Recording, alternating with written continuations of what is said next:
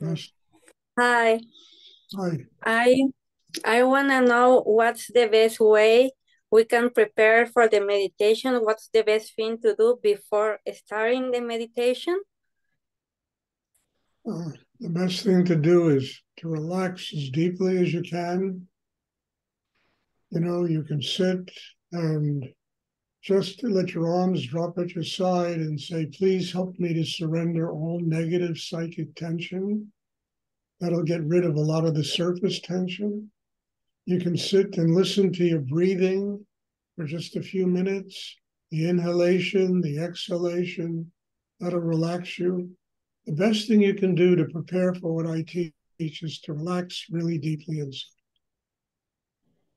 And then when you sit down to do it, you bring your attention below the navel, and that'll get you grounded inside. That'll open the chakra right at the core of your being, heart, and do the exercise and try to open and receive as much of the energy as it's possible for you to take in at the moment.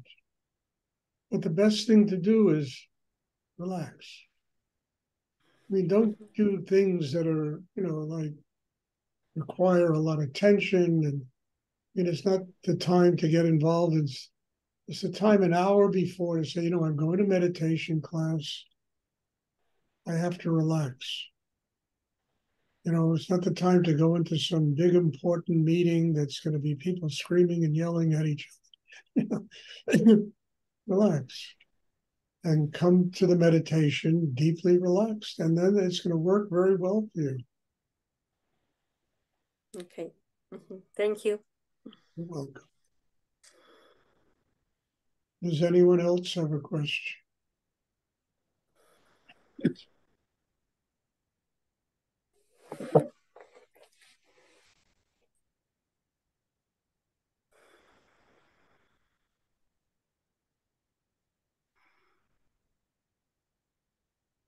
I just have one announcement to make.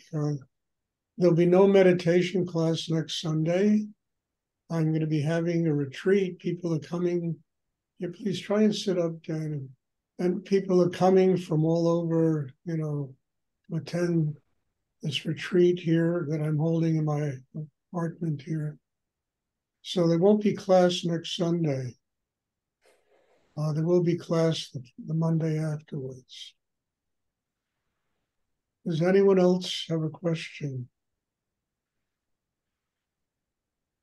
I mean, I say it all the time. It takes time, takes patience, it takes depth of maturity and growth inside. And more than anything else, if you want a spiritual life, and that's what this is supposed to be all about, it takes a need to do it. That you're willing to do what you have to do in order to have a spiritual life. This is something that it's really hard for people to register inside people. That people don't really come to a place inside themselves where they're hungry. They want the energy of God. They want spirit. They want to grow in their lives. They want to ultimately become spiritually enlightened in this lifetime. Now, these are great words, but they don't mean anything because human beings are active people. We act. In order to get results in life, we have to do something, and it's the same thing in meditation. To get profound results, it requires commitment, it requires doing, it requires deep, deep surrender and letting go and acting in a way where you truly can receive the most profound teachings that is possible to get. I talk about this a lot, and a lot of times it just seems to go through one ear and out the other in people, But it's something so important. Otherwise, what are we doing here?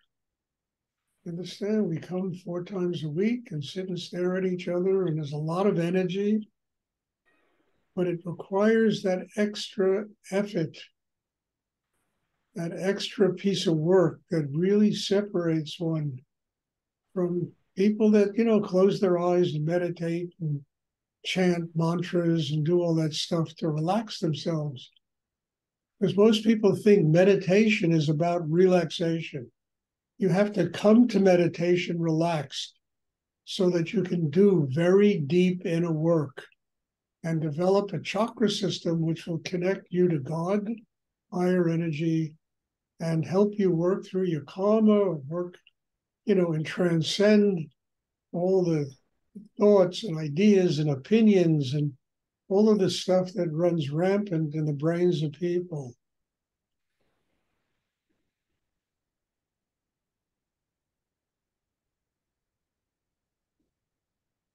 I mean, it's really important to finally understand this. I talk about it a lot, and I'm hoping that it's registering inside.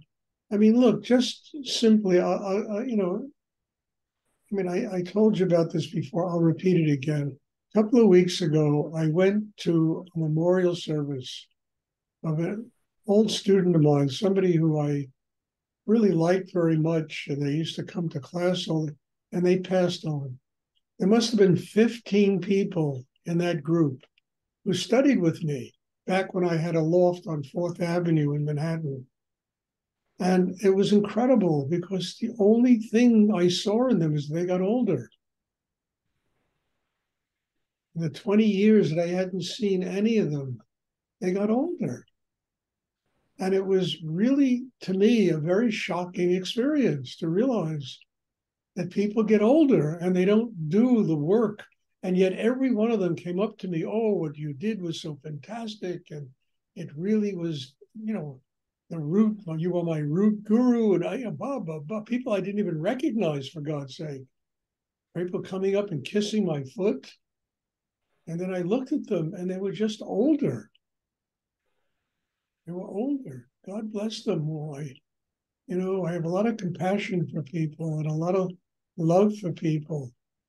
But also, people are in education.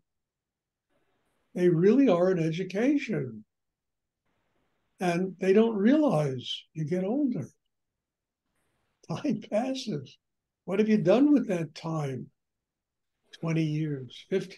I mean, honestly, I went to my acupuncturist yesterday. I mean, Jennifer was there, and we went and I opened the door and a guy sitting there who I did not even recognize gets up and starts hugging me and tells me who it is. I haven't seen that person in 35 years. And I basically made it possible for him to come and live in New York, to have a life in New York. He stayed with me for 6 to 8 months when he first came to New York. I didn't know who he was until he told me who he was. And I said, oh my God, I used to be a member of your family, for God's sake. 35 years passed. Time has a way of eating us up, or time has a way of giving us amazing opportunities to grow in our lives. It just depends on each and every one of us, how we use it. I mean, in the last couple of weeks, it's been something to see all these people. And I like them, I had no anything except love for them and happy to see them. Even the ones I didn't recognize, I could feel them in my heart and coming up and thanking me for how I helped them in their lives 20 years ago. And I think it's a very incredible thing to recognize that time goes by. What do we do with it? What effort have we made to grow and to have a spiritual life and to transform? Or do we just get older?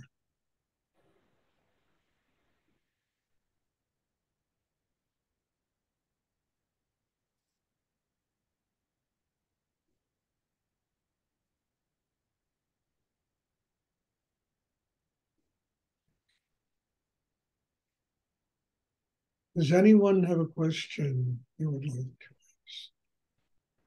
ask? And there's a thing that differentiates human beings from animals. We can make choices. We have the capacity to choose how we want to spend our time. And that really is an amazing gift.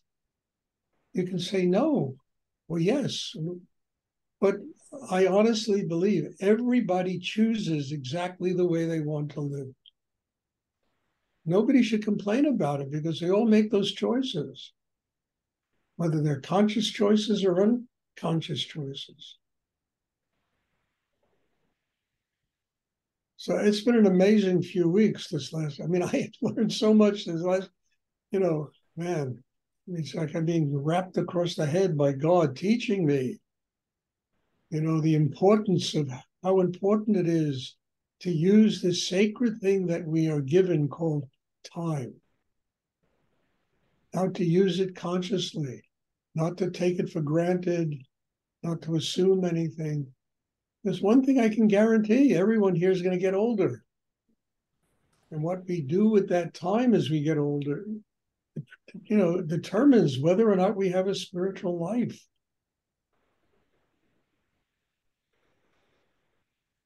It's not easy.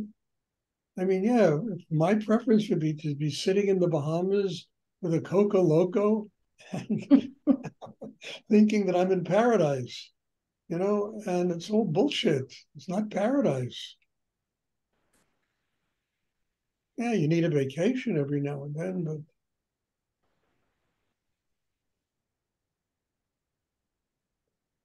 does anyone have a question they would like to ask? I mean, when I was 16 years old, I read a poem by T.S. Eliot. And I've spoken about this. I even wrote it in one of my books. I talked about that, and called The Love Song of J. Alfred Prufrock. When I read that poem, boy, it really scared the shit out of me. When he got to those stanzas, I grow old, I wear the bottoms of my trousers rolled. Shall I part my hair behind? Do I dare to eat a peach? Do I dare to eat a peach? I'll wear white flannel trousers and walk upon the beach. And indeed, and this was the power, and indeed there will be time to wonder, do I dare? And do I dare? Time to turn back the stare with a bald spot growing in the middle of my hair. When I read those lines, I said, holy crap. I said, Stuart, find a spiritual teacher. Find somebody who can train you and teach you how to use your time to develop a spiritual life. And then I had 9 incredibly difficult years after that, until I met Rudy. And then it didn't get easy, but at least I was on the path.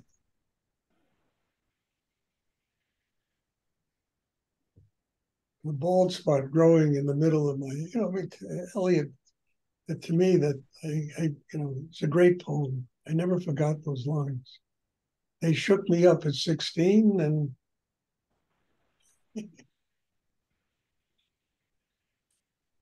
does anyone else have a question they would like to ask?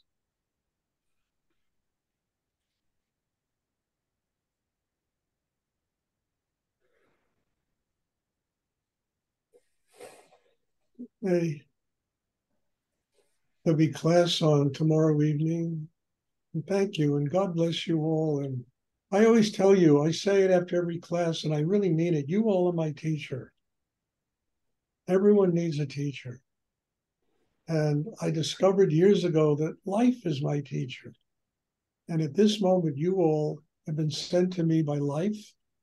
And, working in these classes demands tremendous inner growth to be able to transmit Shakti to a group of people. And I'm very grateful to every one of you. God bless you all. And I'm hoping that I see you all tomorrow. God bless you. Thank you, Stuart. Thank you, Stuart. Good night. Thank you. Good night, Stuart. Good night. Bye.